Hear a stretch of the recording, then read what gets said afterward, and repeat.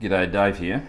The Bible encourages us to seek wisdom, and the book of Ecclesiastes is a book of wisdom. In fact, people describe a number of the books right in the centre of the Bible, like Ecclesiastes and Job and Proverbs and Song of Songs, some of the Psalms, as wisdom literature. Now, we've been looking through Ecclesiastes, and we're going to pick it up in a section that talks about the nature of wisdom in chapter 7, and I'll read from verse 19. Wisdom makes one person more powerful than 10 rulers in a city. Indeed, there is no one on earth who is righteous, no one who does what is right and never sins.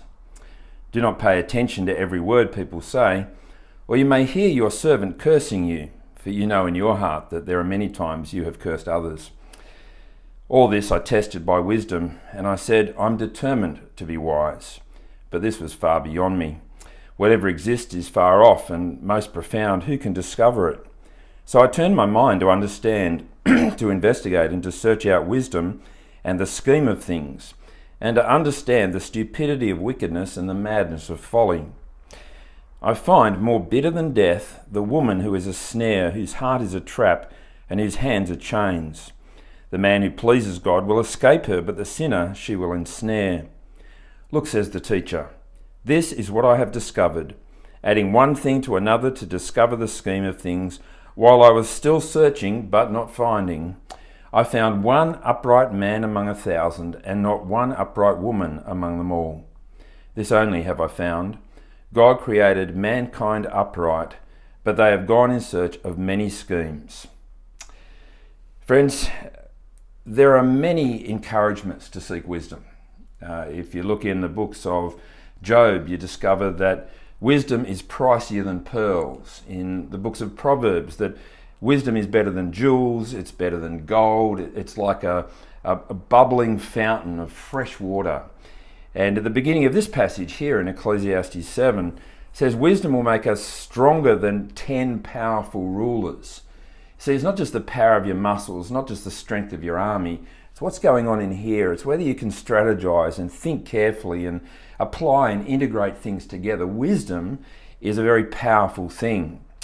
And the writer here wants to find wisdom. In fact, he tells us here that he's embarking on a search for wisdom. Verse 23, I'm determined to be wise. He turns his mind to understand, to investigate our wisdom and to search out the scheme of things and to understand the stupidity of wickedness and the madness of folly. And down a little later, he's searching. But the problem is he's not finding. His search for wisdom comes up short. It's a frustrating search, this search for wisdom. In verse 24, he says, whatever exists is far off and profound. Who can discover it? See, there's something that you can grab hold of, but you can't grab the whole. There's something that remains elusive, distant, remote. There's something in wisdom that you can't kind of contain and corral. No, wisdom, it has limited benefits, and real limited benefits. For example, the wisdom here about what will make you strong. Down a little further, there's the wisdom about avoiding the woman who is a snare. Now, it's not saying that all women are snares. It's saying that there is one here whose heart is like a trap, and it just wants to capture the guy, and the wise person will avoid her. And God actually enables the sinner to avoid the woman who will capture his heart and take him away from God. Now, there's a certain irony in this statement, isn't there? Because we know from Solomon that he had about 1,000 wives and concubines, and they worshipped other gods, and they led his heart astray. And you wonder whether this is a kind of word of experience veiled to warn others. Well, the reality is, as he seeks to find wisdom, he does get a taste of it, but his taste leads him disappointed. His taste actually highlights some things that are even more troubling still.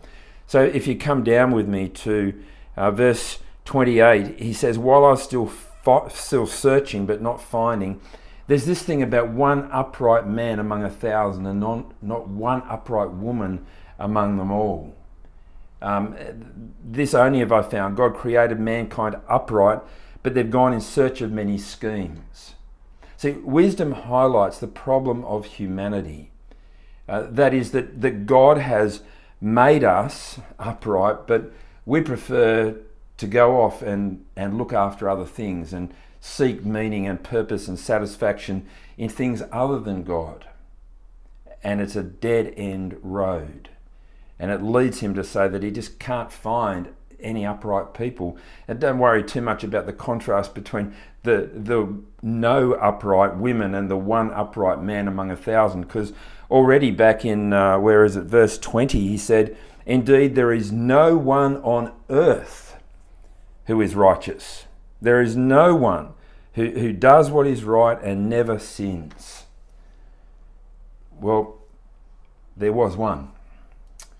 And I don't know whether somehow, prophetically, Solomon is speaking of what maybe he doesn't even understand when he says there is one upright man among 1,000. See, the reality is when you turn to the New Testament, you discover the one who never sinned, the one who never lied, the one who was in a perfect relationship with God his Father, the innocent one, the righteous one, and yet the one who gave his life so that others might have life. And you know, it's as you look at Jesus and as you look at the death of Jesus in particular, that wisdom is to be found. If you come with me to 1 Corinthians, the first letter that Paul wrote to the church in Corinth, 1 Corinthians, and in chapter 1, he talks about the nature of true wisdom. The world doesn't see it as wisdom, but it is God's true wisdom. Let me read something to you here. It says in 1 Corinthians chapter 1, verse 18, "For the message of the cross is foolishness to those who are perishing, but to us who are being saved, it's the power of God. For it is written, I will destroy the wisdom of the wise, the intelligence of the intelligent I will frustrate. Where is the wise person? Where's the teacher of the law? Where's the philosopher of this age? Has not God made foolish the wisdom of this world? For since in the wisdom of God, the world through its wisdom did not know God, God was pleased through the foolishness of what was preached to save those who believe." Jews demand signs. Greeks look for wisdom, but we preach Christ crucified, a stumbling block to Jews and foolishness to Gentiles.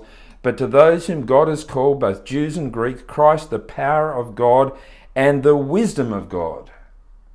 You see, the death of Jesus Christ, dying in our place, is the very wisdom of God. For the foolishness of God is wiser than human wisdom, and the weakness of God is stronger than human strength. If you want to know wisdom, that will save your life for eternity, look at what seems so foolish on the outside. 2,000 years ago, a man who grew up in Galilee, condemned as a criminal in Jerusalem, nailed to a cross outside, hanging, dying under the curse of God. Friends, there is the wisdom of God. The righteous dying for the unrighteous, the innocent dying for the guilty. Jesus paying the price for our sin so that we might trust him. That is true wisdom. Let's look to Jesus.